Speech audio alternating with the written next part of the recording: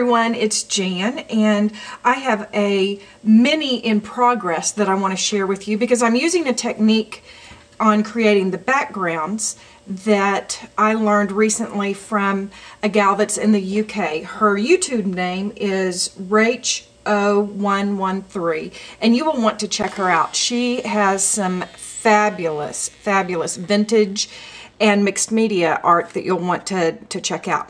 She recently did a tutorial on how she does her backgrounds for her tags, and when I saw it, I fell in love with the technique and decided to work on recreating it on a mini background, for some backgrounds for a mini.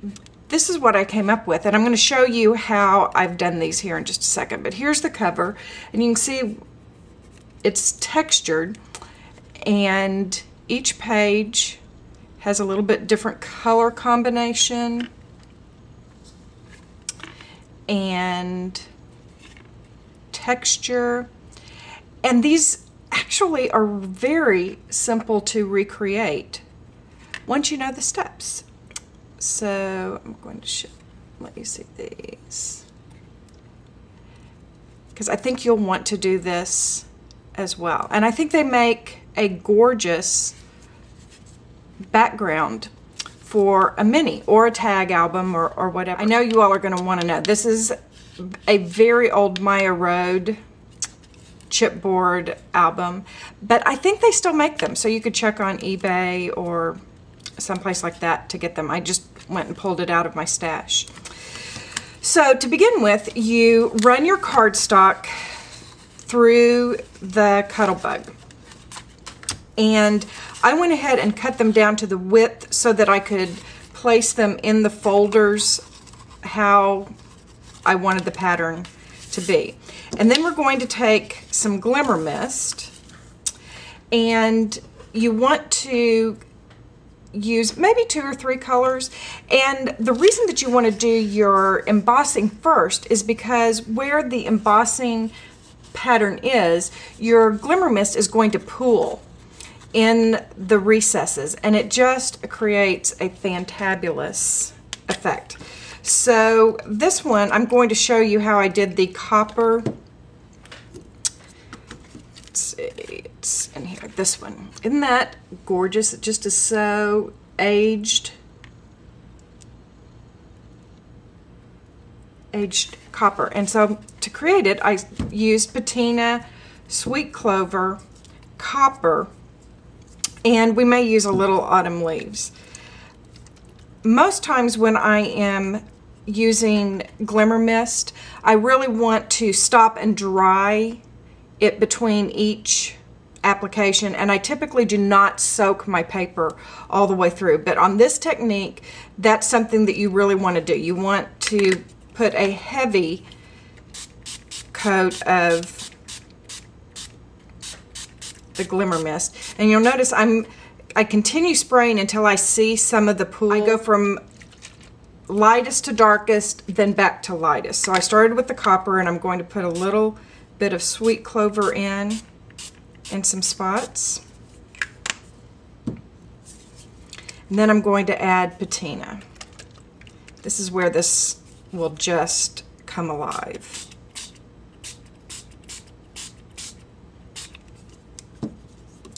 And to give it a little age, I'm going to go with autumn leaves. You could probably use suede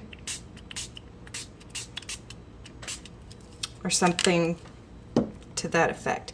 Now, I like just leaving it to dry, but for the sake of here, I'm going to dry it just a little bit so you can begin to see how that pool of color just makes such a cool background.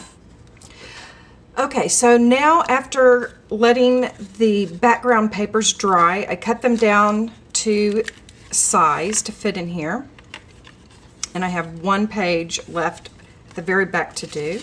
And once they're dry, then I use a wet adhesive. You could use Mod Podge, you could use the Scotch paper glue, that's a really good.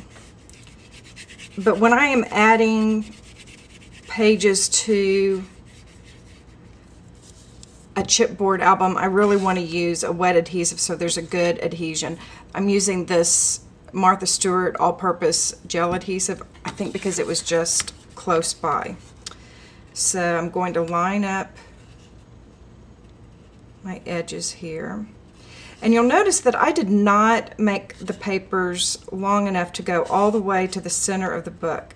When I'm working on one of these pre-fab chipboard books, I really do not put the paper all the way to the inside because it just gets so thick, and then I can't, you're folding paper back on itself and it just doesn't do as well.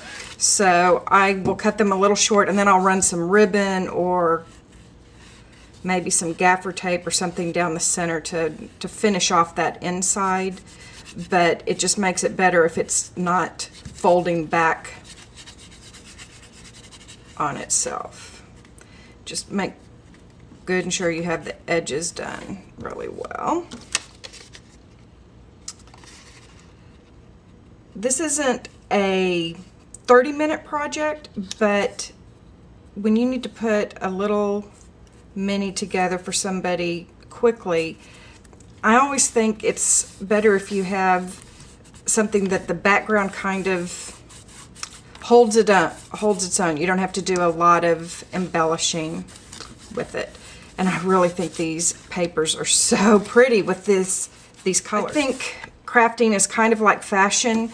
You need to keep a few wonderful tools in your arsenal, and then when new things come along, just add one or two things in. So this rub and buff is one of those things. It goes a long way, and I've had this tube forever. And it's great for highlighting if you're doing mixed media collage and you have something that's dimensional. You can use it on polymer clay, you can use it on wood frames, on whatever. And you just put a little, you can see just a very small amount, and then I'm just going to lightly rub it over the raised areas. And you can see it just begins to bring out that raised pattern. Just do it very lightly, and it's okay if some of it gets on your background. This just gives you a very vintage, worn wallpaper look is what I think this ended up looking like.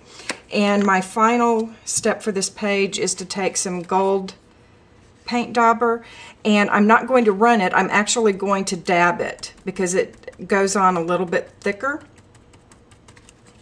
around the edges, and dab it along the edge.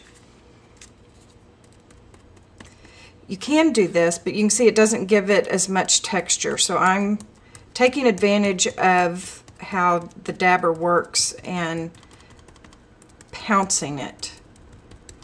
And you can see that gives it a really beautiful edge. Like I said, this is a really great technique that I know I'm going to use a lot in my mixed media and as well as my mini bookmaking, and I thought you would want to see just how many different looks you can create with the same technique. Every single one of these is done with the same technique. It would make very easy mini. You could use it on tags as Rachel does. Anyway, wanted to share that with you, and thank you all for commenting and letting me know that you are enjoying the videos. I am just touched. I hope you all have a great week, and I'll see you